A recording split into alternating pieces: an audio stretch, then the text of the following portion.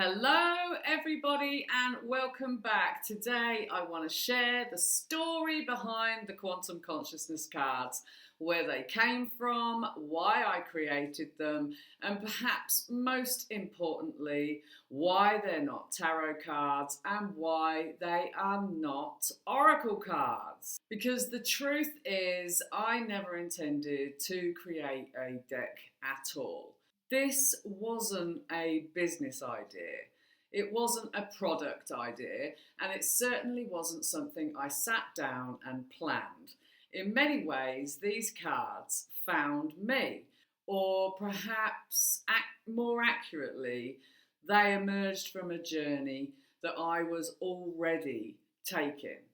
A journey of trying to understand myself more deeply, trying to understand consciousness in a more deep and profound way, trying to understand why we do what we do, why we get stuck, why we repeat patterns all the time, why sometimes life feels aligned and flowing and at other times feels like we're swimming against an invisible current.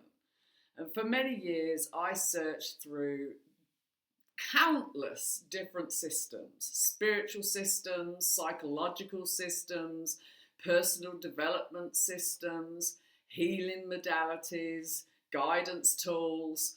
Wow, I really did dive deep, typical neurodivergent. And while many of them offered valuable insights, I kept running into the same problem.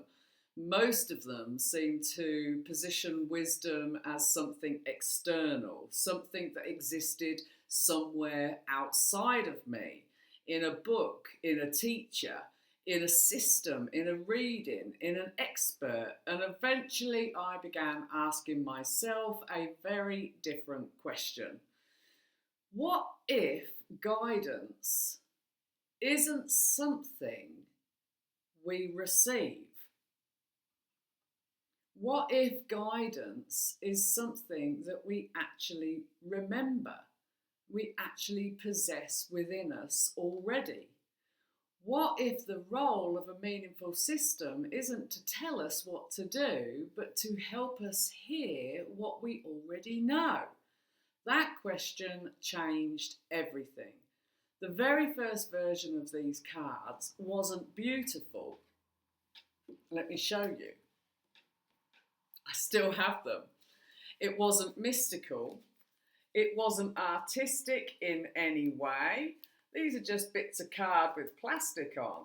When I was trying to figure out the system, the process, the messages, it absolutely wasn't artistic. It wasn't even a deck. It was simply scraps of paper with sticky back plastic stuck to the other side, handwritten notes, words, observations, insights, patterns I was noticing within myself and with other people around me, questions I found useful, concepts that seemed to reveal something important about how consciousness moves, morphs, and changes. Simultaneously, in different areas of our lives. I would write things down, rearrange them, group them together, challenge them, refine them, throw them away, rewrite them again and again and again. At that time, I wasn't creating a deck, I was creating a map that helped me understand my own inner landscape. And over time, certain patterns began to emerge. Not random patterns, but actually predictable, consistent patterns, almost like distinct territories of a human experience. Places we continuously visit throughout life, states of consciousness that we move through in the healing and integration process, cycles of expansion and contraction, periods of clarity and confusion, moments of alignment and moments of resistance. Eventually, these patterns became what I now call the 7 terrains. The 7 terrains aren't levels. They're not rankings. They're not good or bad. They're simply different landscapes of experience. They are basically different places we find ourselves in throughout our lives. Sometimes we're immersed, sometimes we're fractured, sometimes we're receiving signals, sometimes we are unraveling, sometimes we're alchemizing what we've learned, sometimes we're living in coherence, and sometimes we return home to ourselves. The more I explored these terrains, the more the system evolved. The handwritten notes became cards. The cards became concept art. The concepts became visual ideas. You may have already seen a few readings. These are concept ideas. These are for me to jog my mind about the artwork and to be able to communicate my visual idea to you. And eventually, those visual ideas ultimately became artwork. Now, if you've followed my journey, you'll know something that still makes me smile. I didn't even know I could paint until last year.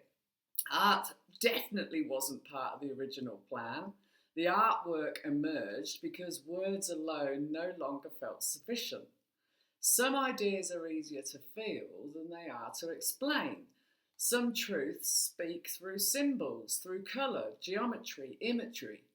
The paintings became another language, a way of communicating something beyond concepts. A way of allowing people to feel the energy of the card before they even read a single word. But even as the artwork evolved, the purpose remained the same. The purpose was never prediction. The purpose was never fortune telling. The purpose was never telling people what was going to happen next. Which brings me to why these cards are not tarot, and why they are not oracle cards. Now, before I say anything else, I want to be clear. I have tremendous respect for tarot. I have tremendous respect for oracle systems. Many people find them deeply meaningful, and I also love to work with both those traditional concepts. But the quantum consciousness cards were built from a fundamentally different question. Most card systems begin with interpretation. This card means this. This card means that. The reader becomes the translator, the authority, the interpreter. What I wanted was something different. I wanted a system that pointed people back to themselves. Not a system that says, this is what's coming. Not a system that says, this is what the universe wants. Not a system that says, this is your answer. Instead, a system that asks, what are you noticing? What feels true for you? What is this revealing? Or what wants your attention? What wisdom already exists beneath the noise? The cards aren't designed to predict your future. They're designed to help you become conscious of your present. Because when you become conscious of your present, your future naturally begins to change. For me, that's where genuine transformation happened. Not through dependency and not through authority and not through someone else having the answers. It just never sat right with me. But through developing a relationship with your own inner knowing. This is why one of the core philosophies behind everything I create is become your own guide, healer, and guru. Not because we should reject learning from others, that's not what I'm saying. And not because teachers aren't valuable. That's not what I'm saying either. Think broader. Because no one can live your life for you. Your unique incarnation needs to manifest in that way, without limitation. No one can feel what you feel. No one can know your truth better than you. At some point, every path worth walking leads back to self-trust. And that's what these cards are ultimately about. Self-trust, self-awareness, self-authority, not certainty and not perfection, just a deeper relationship with yourself. So why bring them into the world now? Because I believe we are living through a time where many people are beginning to question old models of authority. People are questioning what they've been told, questioning inherited beliefs, questioning systems that encourage dependency. And at the same time, many people are searching for ways to reconnect with themselves in a deeper, more profound and grounded way. Not through more information, but through deeper awareness. That's exactly what these cards are created for, not to give us answers, but to create a space for answers to emerge. Not to replace your intuition, but to strengthen your relationship with it, your ability to rely upon this incredibly personal life compass that we all possess. Not to tell you who you are, but to help you remember. The quantum consciousness cards are the result of years of exploration, years of questioning, years of studying and observation, years of refining a system that began with nothing more than handwritten notes and a desire to understand myself more deeply. And today that journey continues. And if you found your way here, thank you very much. Whether you're interested in the artwork, the philosophy, the cards themselves, or simply exploring consciousness in a different way, I am truly grateful that you're here, because this isn't really about a card deck.